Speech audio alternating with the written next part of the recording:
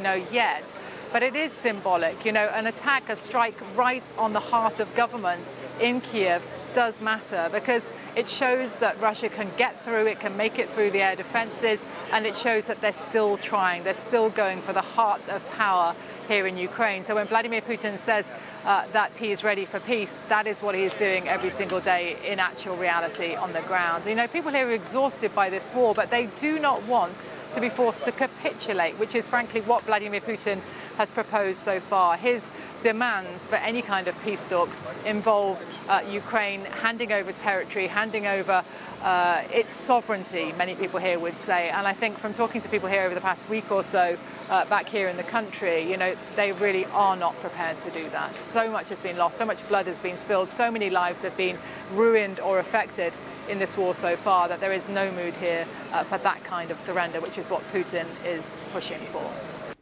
Sarah Rainsford in Kyiv for us there. Now, here in the UK, the Prime Minister, Sir Keir Starmer, has completed a reshuffle of junior ministers following a cabinet shake-up on Friday afternoon. There have been a number of new appointments to more junior positions with a particular focus on the Home Office and the Department for Work, Pensions and Skills.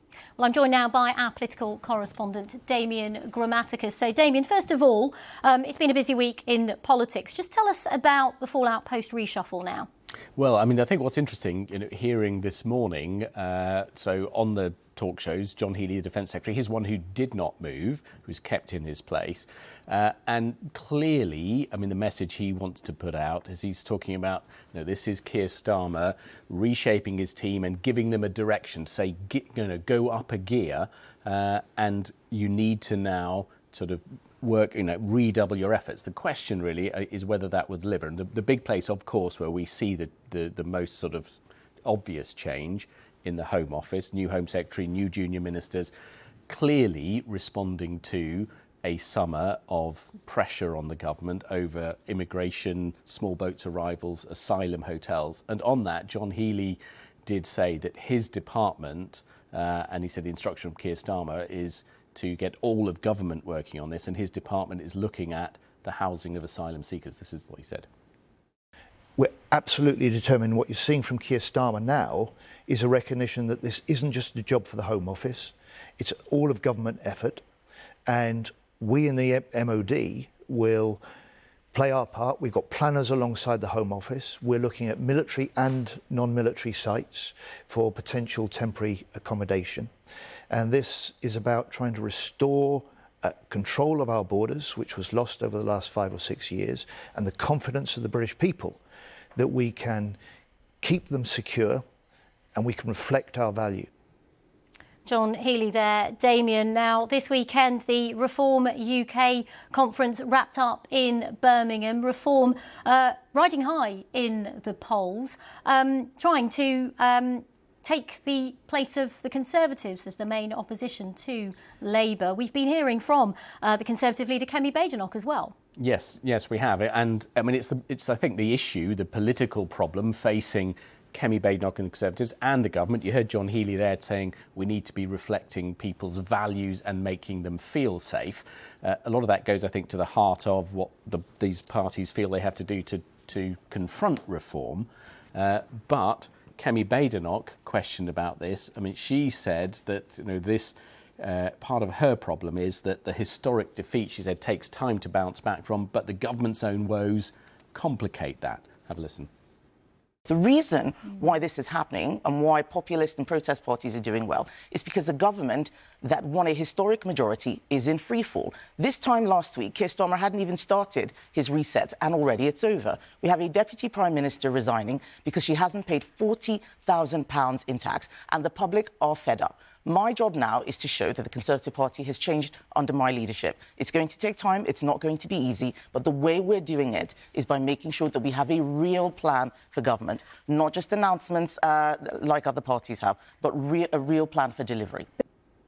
Delivery. You hear that word from the Conservatives, from the government as well. But I think it's got to be, the issue facing the government particularly is delivery in a broader sense. And John Healey mentioned this too, economic delivery, making people feel better off. And we've got a budget coming up. There's big issues there that need to be faced. OK, I think we've also got a clip of Nigel Farage that we need to play. No, my apologies. Well, joining us in the studio alongside Damien is the Succession actor Brian Cox, who's just come off the Laura Kuenssberg show. So viewers in the UK are watching the news channel will have seen you on there. Thank you very much for stopping by the BBC News channel. You're welcome. It's been quite a week for UK politics. We wanted to get your take, a different take from outside the political bubble, Brian. Well, it's been a reset week for Keir Starmer, but it didn't go to plan. No, it didn't go to plan. I mean, sadly, the whole situation with Angela Rayner, which, I mean, I think she behaved rather honourably, quite honestly, and I don't think... I'm so sick of the name-calling that goes... Oh, shoot, sorry about that. I'm so sick of the name-calling that's going on in this, between parties. And also, Brian, she did break the ministerial code. But she then reported herself. You know, that's what she did, which was, you know, she didn't have to do that, but she's a very honourable and honest person. And also, she's been very involved with organising Grenfell Tower, speaking to the family. She's been doing incredible work in that way. I mean, and I really admire Angela. I think she's proper working class. But moving on, though, now, she's not in the government anymore, no, whether you agree with that or not. No, I mean, I think she was right to resign. I think that was absolutely right. But I guess the question and the challenge is, and this is why, you know, an opinion from outside the Westminster bubble is, how does the government reset now? Because that was the plan, wasn't it, a week ago, and it's not gone right. No, it certainly hasn't gone right. And the government, well, I think it's going to take a while. I mean, the problem now is we have a four-party system. We've not had a four-party system in this country for a very long time because we've got the Conservatives and the Labour, and we've also got Jeremy Corbyn's new party, and we have Reform. So we're split across those four. And the notion of selfishness arises quite strongly in any of those parties. And I feel that we have to somehow come together in a harmony, and we're not harmonic at all. We are very, very dissident from one another, and that provides big problems. I mean, I've always found Keir a little Anglo-centric. I mean, it's, you know, as a Scotsman, I always find that he's not been very recognition of the North, you know, a little bit. And of course, Andy Burnham went on about that today, indirectly. So in a way, they've got to get their act together. But it's a very hard act to get together because of the differences that are there. And then you have somebody like Farage, who's just, for me, I've used the word before and I'll use it again, he's completely venal as an individual. You might think that again, but what we saw at the Reform UK conference on the weekend was a huge outswelling of support. The party now has some 240,000 members in the UK. No, they can't be ignored, can they? No, you can't ignore it. But to what value is it? You know, it's like saying 240, you know, I don't want to start throwing around political names, you know, fascism and stuff like that. But it's people are well and truly fed up, clearly, but also they're very disconnected. There's a lack of connection that goes on, which a good government provides. And unfortunately, Starmer is not in that position to do that. And he's not that kind of person.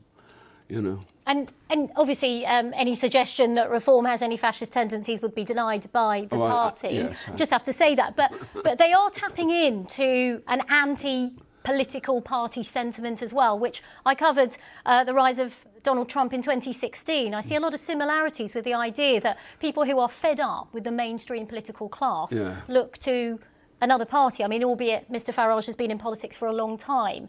I just want to get your final thoughts on that, the fact that people are just sick of the political establishment, full stop. Well, that's because we are not clear on who we are. We're not clear on what we are. I mean, these islands have not been clear. We're still not clear about who we are in terms of, you know, I mean, Scotland is, I mean, I go to Scotland and it's such a different country, and it's a multiracial country. Nobody complains. There are. I mean, Farage is right in one sense that there are a lot of freeloaders who come across on those boats, but there are also people who are generally trying to find a new world, generally trying to find why they want to come here. I don't know, because we're not doing it. We can't do it. We can't provide the solace that they need, and I find it extraordinary. But when you look at the British Isles, you see that it's a possible way out of whatever their dilemma is. But it's not. But when you get the amount of men, those men that they talked about, that guy who did that thing with the young girl, the kid, at Epping, that situation.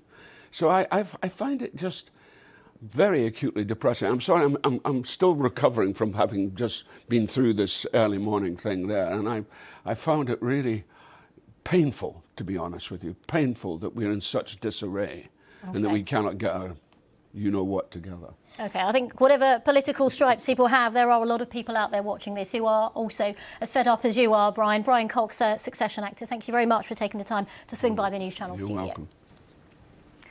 Well, as we were mentioning, it was the Reform UK conference on Saturday, and the party's leader Nigel Farage has been speaking to my colleague Laura Kuenssberg. He told the BBC he can't say how he'd run a government because none of his senior team have been in office before.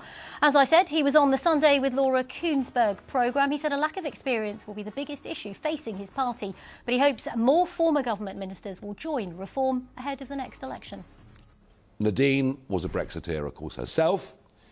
And she brings us the one commodity we're very short of, and that's experience at government level. That is our biggest weakness. You can ask me lots of questions about policy and personnel and all the rest of it. But if you ask me, how are you going to do this? I can't really give you an answer because I haven't got anybody in the senior team that's ever been there before. Nadine came yesterday, she's the first, and there will be others. More on UK politics, of course, on the BBC News website. There is a live page running.